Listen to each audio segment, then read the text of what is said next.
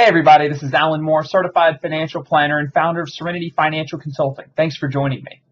Anytime I type the word oversave into Microsoft Word, I get the ugly red line that lets me know it's misspelled. It doesn't exist. Now Webster would disagree, but when I type the word overspend into Microsoft Word, nothing happens. It's a word.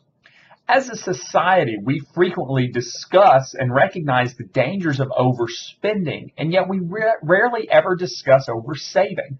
Actually, a quick Google search turned up 1.7 million search results for overspending, but only 370,000 for oversaving. Why is that? In a recent discussion with financial planners, I brought up this concept of oversaving and asked what the financial planners thought about it. And their response was, well, it's not really a big deal. The consensus pretty much was that, if they save too much, they get to retire earlier. That's a good thing. It's a good thing to oversave and save as much as you can. To be clear, I believe that oversaving is as financially destructive and personally destructive as overspending. And it's something we have to address whenever we as financial advisors or you as a client see it happening. So what does it mean to oversave? Well, why are you saving in the first place?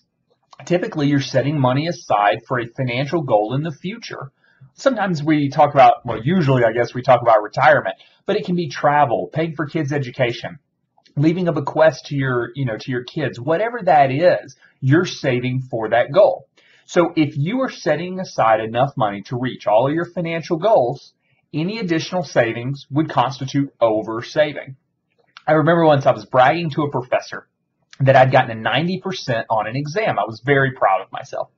And this was a pass-fail exam that you had to have a 70% to pass. It didn't matter if I got 100 or a 70, I was going to, get the same certification. So I was bragging about my 90%. The professor looks at me and goes, so why did you study by 20%? It's an interesting question. I never really thought about it, but I did. I spent time over studying. And you think, well, that's not a big deal. Is it? What else could I have done with that time? And I can ask you the same question, is if you're saving enough to meet all of your financial goals and then you save an extra $10,000, why?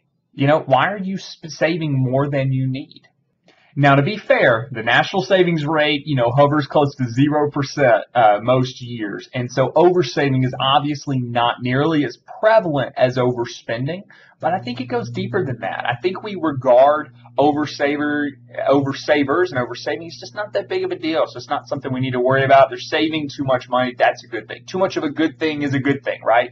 I just don't agree. I think it's financially destructive because you're missing out on life's experiences. You're missing out on the ability to enjoy yourself today. So if you're saving enough money to meet all your financial goals, you have enough set aside for a rainy day fund, take a little bit of that extra and go do something that you've always wanted to do. Go skydiving, take a week off work, vacation to the French Riviera, whatever it is. Just be sure that you're spending money on things that actually make you happy. Now, the common response is research shows that it takes after about $75,000 in income, people's happiness doesn't increase with additional income. And I've certainly seen this play out in clients' lives, so I believe it to be true. But are they practicing conscious spending? Are they spending money on things that will make them happier? I don't know. And so that's what I encourage you to do. So if you're going to take the extra money and not save it because you're meeting all your financial goals, just be sure that you're actually spending money on things that will make you happy and not things that you just think will and turn out to be burdens or regrets. So one last thought. Our society tends to reward and like extreme views. Just look at politicians, right? So the question is there a place between spending every dollar you make and saving every dollar you can? Is there somewhere in between that is a good place to be? I believe so, and I think we have to find that middle ground. I think that either extreme is financially and personally destructive, and that we need to find somewhere in the middle. So, are you an oversaver, or do you know an oversaver? What do you think about my call for balance? If you're not an oversaver, do you think I'm just being crazy and that really oversaving is just not that big of a deal? I would love to hear your thoughts, so feel free to share in the comment section. So that's all I have for today. Thanks so much for joining me.